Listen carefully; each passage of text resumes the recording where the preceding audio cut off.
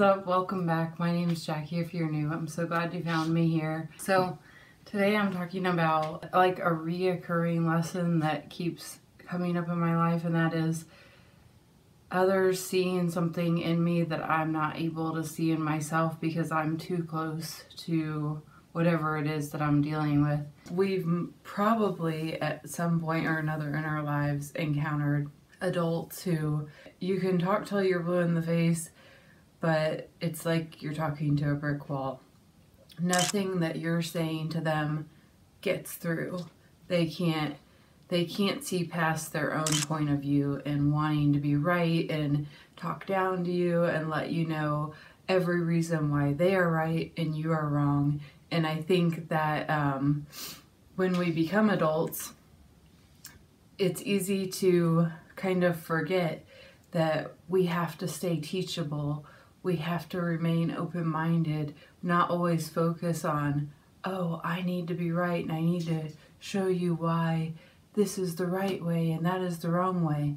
And so in this example, I remember, I don't know how the idea came about, but I volunteered to teach my nephew like all in a day or two, like a condensed version of how I do online selling, tips and tricks, so that he can use this skill as he becomes a young adult. I wasn't selling it as like, oh, this is a great profession. I was selling it as like, this is going to be a powerful skill to have, because if you ever need money, you can learn how to turn your things into money so then you can use that money to do the things that you truly want to do. It's never going to be a bad skill to have, was basically my thinking. And it's like, okay, maybe I can teach him something. And okay, so I get into it and I have all my little notes written down and I'm thinking I'm doing such a great job. And then just one of those moments I like look at him and I can see that teaching is not my strong suit, that I'm not doing an efficient job here of teaching him what I'm wanting to get across to him. So I'm like, maybe this isn't working. So I'm just kind of like, okay, let's take a lunch break. And, you know, I just kind of forget the whole thing. Like, we'll go on lunch. I'll try to teach him maybe in a different style. Maybe we do like a hands-on style. And I think after lunch, I try to do like examples and not so much like me lecturing, but like, okay, now we're going to do this. And honestly, I don't know if I ever taught him anything that whole day. But anyway, here's the point. We go to lunch and I just remember we were talking and then out of the blue, he hits me with this question. I don't remember exactly how he said it, but this is how it came across. Was like, he says, whatever happened to you? Why'd you stop doing art? That's all you used to do. And I remember that just hit me like, oh, it took me off guard. And I remember I sort of had to think for a little bit. And then I just kind of went on to briefly explain to him, well, I wanted to be an artist, but I remember getting kind of a lot of flack for it. I remember my dad would often say, artists don't really make any money. What are you really going to do? And sort of, he came from a loving perspective and just wanting me to have a stable income and worrying that art might not lead to anything. And so that was sort of his fear for me.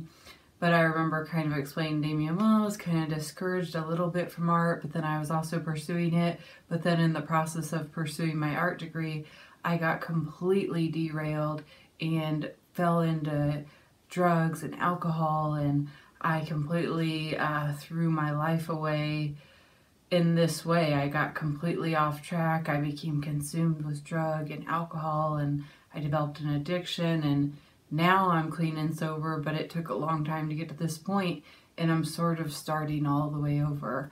And so I kind of was like, if you learn anything from me, you know, maybe learn that don't get wrapped up in the wrong groups, drinking and abusing drugs, and have your whole world revolve around that, because in the end, it never really, you know, it completely ruined my life. And it was a really hard lesson that I learned. And I was kind of like, oh, and I just remember him being kind of like, yeah, okay. And he might have had a few questions, and then we just kind of moved on from there. I think sometimes we forget how much perspective kids can have, because they are coming from a very pure place. They are coming from a very unfiltered perspective. When kids tell you something, like the other day, do you want to hear a funny one? Nico, I was cutting his toenails, and when I was on the big toe, he was like, we were doing voices of the toenails, and I was like, oh, don't cut me too short, I like to have long hair, like whatever, just being goofy. And then we get to the big toe, and Nico's like, hi, I'm the big fat mommy. I was like, okay. I guess I've gotten a little off track with my nutrition. So it's like, it's fine. Kids say things, but they often bring that very raw, unfiltered perspective that I find refreshing, because it kind of can bring me back to earth, like at the time he said that. And so I just, Damien, if you ever see this video, thank you so much for pointing that out to me, because once he pointed that out to me, it wasn't immediate, but it kind of settled in my mind. It was just like lingering in there, and I finally started to do something about it. It was like, yeah, I want to do something with art. I definitely want to do something. I want to create again. I want to make stuff. And that's sort of how this whole like upcycling adventure began, because I started to research like just the whole process of how to reuse textiles and what upcycling is. And it brought me down this whole sort of thing. And then I started to realize a lot of it involves sewing, which I knew nothing about and I didn't know how to do. But then I started to research like how to teach yourself how to do some of these things and how you can start very basic. And then I started to correlate like, well, what about painting on fabric? And that's a whole nother realm. What about dyeing fabric? What about taking things, taking them apart and putting them away, putting them back together in a new light? And I started to see the world of design and upcycling and sewing as like, this is art, you know, this is a new form of art, something I've never tried before. Let's do this, something new. I've done traditional art where I sit on the computer and I make graphics. And in a way, I get to do that for YouTube because I do my little thumbnails. But sitting on a computer, I learned like when I went to school for graphic design, sitting on the computer for 8 hours a day, just, I didn't love that, you know, and that's what being a graphic designer was going to be. And so that was another turning point for me, was like, well, I didn't love that I had to be so much on the computer. And now with my online business, a lot of what I do is on the computer, but then there's a lot of elements that aren't, like the photography and the shopping. So I'm kind of rambling at this point, but I just wanted to share that. It's like sometimes somebody else can give us an outside point of view that is so powerful, and it just takes, you know, taking the time out to have a meal with them. I know now it's a little bit different with the pandemic, but yeah, sometimes just talking to somebody and bouncing ideas off them can be so powerful. Kids have kind of a good way of teaching us things. I'm so thankful that I had that time with my nephew to kind of have that moment. And I think as adults, sometimes we should remember we can learn from our kids, we can learn from our nieces, from our nephews, we can learn from anybody really. And if I was like in that moment, like for example, the moment with my son where he was saying that about this thumb being, oh, I'm the big fat mommy, I could have used that as a moment to be like, listen, no, you can't call me that, and go on a rampage about how that's not right, don't talk down to me, don't call me fat, don't call me this, don't call me that.